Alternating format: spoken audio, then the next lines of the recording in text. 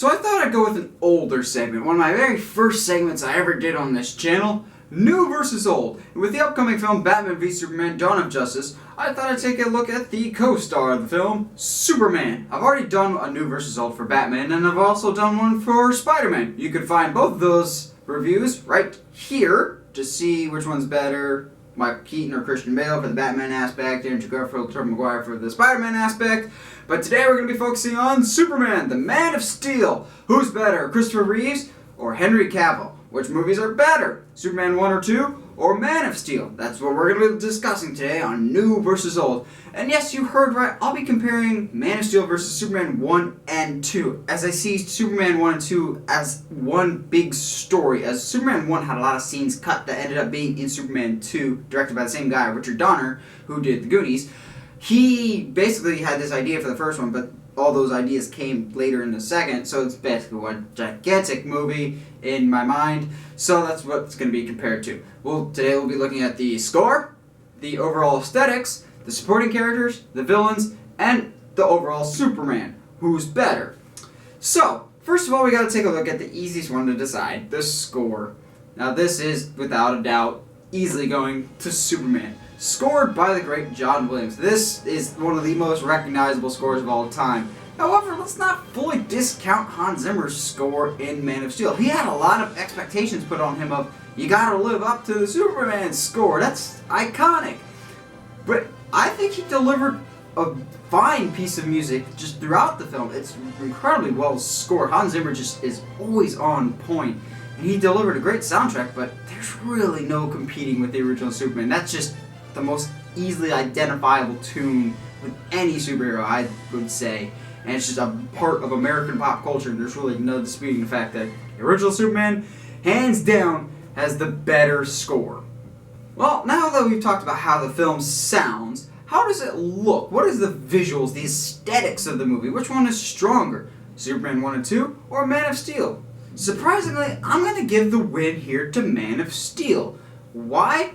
More because it's trying to be a comic book movie and it more has this feel of otherworldliness. It's got this weird Instagram filter over it the entire time, which kind of takes a little bit to get used to, and that might be a negative for some people, but for me, I think it immersed me in the world more. It felt more like a comic book world. Zack Snyder excels at comic book feeling movies with Sucker Punch, 300, Watchmen. He's got this distinct tone.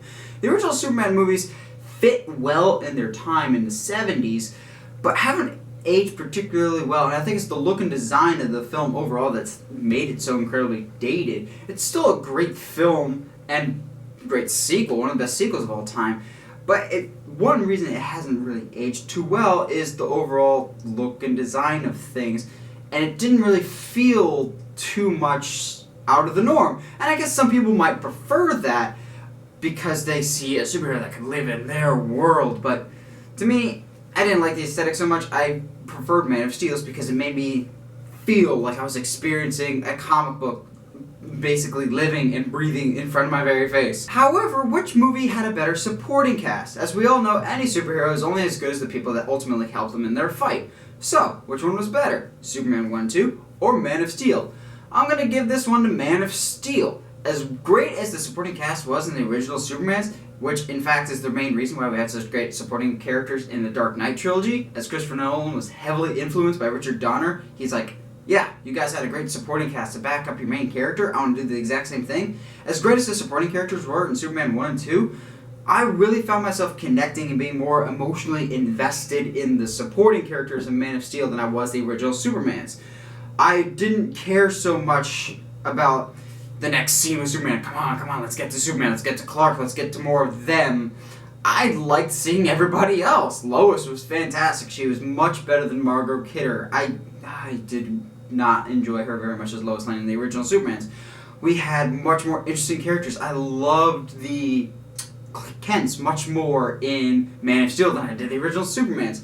Comparing the two Pa Kent deaths, I actually lean a little bit more towards the Man of Steel version of you had a choice to save him and there's more lasting repercussions, whereas the original Superman has to realize that he can't save everyone. Death eventually comes to everybody. It's a natural part of life and he has to cope with that. But I think it's more interesting that he has this dilemma of you could have saved him, and this whole time he's getting really good fatherly advice from both of his fathers, of Pa Kent and Russell Crowe's Jor-El, which are both played excellently by Kevin Costner and Russell Crowe. They're incredibly well acted, great characters that I really got behind, and it wasn't just a Superman movie and waiting to the next scene to see Superman.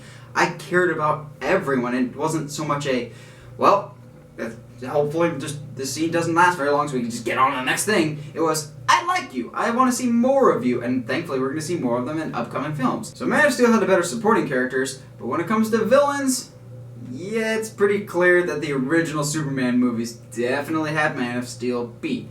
Not that Michael Shannon was completely bad as Zod, he just was meh. Like, he somehow managed to overact and underact at the exact same time. Like, I don't really know how to explain it very well other than that. And it wasn't bad, it just wasn't good. But you gotta compare that to the original Supermans with Gene Hackman as Lex Luthor, but personally one of my favorite comic book villains, Terrence Stamp as Zod. That's the Zod to which all Zods need to be compared, minus the Richard Simmons jumpsuit. That's just a train wreck. But the Kneel Before Zod has become a pop culture phenomenon. He had this air of sophistication because he's Terrence Stamp. Can't all be perfect, Terrence Stamp. We're not forgetting about Haunted Mansion, but you're still Terrence Stamp. He's a great, phenomenal actor, and he really brought it for Zod. He fit very well in the Donnerverse, as we're going to call it, for the original Superman movies. But I'm not entirely sold on Gene Hackman. I know that's almost heresy to say as a person that likes Superman. I just really was underwhelmed for him as Lex Luthor. However, given that we don't really have, at this point, we don't know how Jesse Eisenberg is going to be. Considering we don't have anything for him to really can be compared against other than Kevin Spacey, who I also was underwhelmed by. I know some people liked him, but I was very underwhelmed by him. I guess Gene Hackman's the best Lex Luthor we've had so far, so yay? Well, we're all knotted up, 2 apiece. So the big question is, who is the better Superman?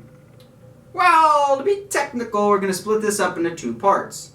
The better Superman, the better character. By a very slim margin, because he had a little bit more time, I'm going to say Christopher Reeves as the better Superman. For now. I don't think he's going to have that title much longer, unfortunately. He really stood for this virtuous Americana that was really the essence of Superman in the 1970s and before. However, that is not the Superman of today's culture. That's not the world we live in. The Superman of the 70s is not the Superman of today. The world of the 70s is not the world of today. And Superman is still trying to shake off the stigma of Christopher Reeves. When people think Superman, they think Christopher Reeves, which is not a bad thing. It means he did such a great job in that role of being Superman. However, we can't really discount Henry Cavill, as he did a great job of the modern Superman. He struggled, he had issues, which I would much rather see in a Superman. Yes, he's a god, but he's also a man, and that's why I think he's a more compelling character. I think he's much more fascinating to watch on screen than Christopher Reeves. That's not a knock against Christopher Reeves. He's a great Superman. He's got the best Superman right now. Give it a movie or 2, I think Henry Cavill's definitely going to surpass it, because I like seeing characters struggle, even if it's Superman, who he put on this pedestal. He's a great, interesting character when you put him in certain situations, and they did that with Henry Cavill. I know some people complain about him being brooding, but he's fascinating when he's like that. A man with godlike powers still questioning the existence of a god. That happened in Man of Steel, and I love that scene where he basically questions his father, saying, why did God let this happen to me? It's an interesting dynamic of, I am all-powerful, and I'm afraid of this power, and I want to protect people, but I don't want to, because that's a tremendous amount of responsibility. And it's such an interesting dynamic, and I think people weren't really willing to accept that Man of Steel just yet, because they were still clinging to this Christopher Reeves. But give it a movie or 2, and I think we're really going to be praising the works of Henry Cavill's Superman even more so than the few of us that already are. I know a lot of people that like Cavill, but give it some more time, people are really going to be won over by his performance as Superman, I really think. So Reeves, he's the better Superman for now, just narrowly, but any day of the week, I'm picking Henry Cavill as the character I'd much rather watch in the comic or in a movie, whatever else. He's a much more interesting Superman. Well, what do you guys think? Do you prefer the original Supermans, the Man of Steel, or are you one of those weird people who like Superman Returns for some reason? Let me know in the comments below. And as always, if you like what you see and you want to see more, subscribe to the channel, or find me on Facebook, Twitter, or Instagram at 17 Movie Reviews. Stay sharp, movie guys and gals!